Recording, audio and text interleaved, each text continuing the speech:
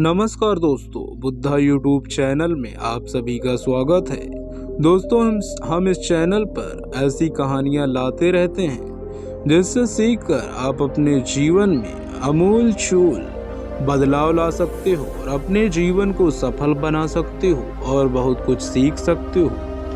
तो चलिए दोस्तों, आज की इस कहानी को शुरू करते हैं। एक दिन गौतम बुद्ध अपने शिष्यों के साथ एकदम शांत बैठे हुए थे। उन्हें इस प्रकार बैठे हुए देख शिष्य चिंतित हुए कि कहीं वह अस्वस्थ तो नहीं है। एक शिष्य ने उनसे पूछा कि आज वह मौन क्यों बैठे हैं, क्या शिष्यों से कोई गलती हो गई है। इसी बीच एक अन्य शिष्य ने पूछा कि क्या वह अस्वस्थ हैं, पर बुद्ध मौन रहे।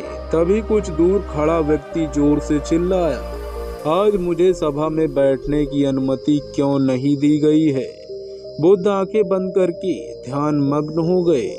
वह व्यक्ति फिर से चिल्लाया, मुझे प्रवेश की अनुमति क्यों नहीं मिली।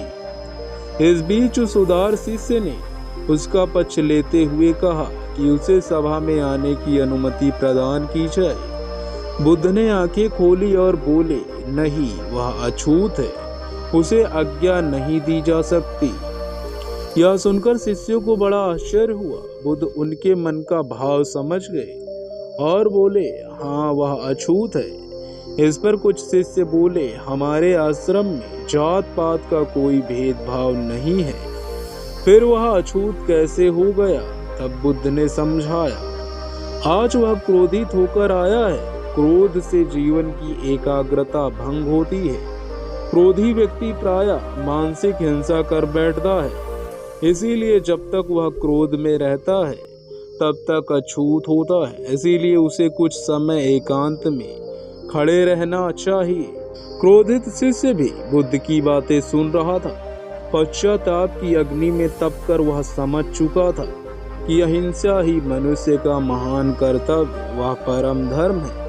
वह बुद्ध के चरणों में गिर पड़ा और कहा, कभी क्रोध न करने का प्रण लिया। इस कहानी से हमें यह शिक्षा मिलती है कि क्रोध के कारण व्यक्ति अनर्थ पर बैठता है और पश्चाताप उसे बाद में होता है, जिसका कोई लाभ नहीं मिलता। इसीलिए हमें क्रोध नहीं करना चाहिए। असल मायने में क्रोधित व्यक्ति अछूत हो जाता है और उसे अकेला छोड़ देना चाहिए।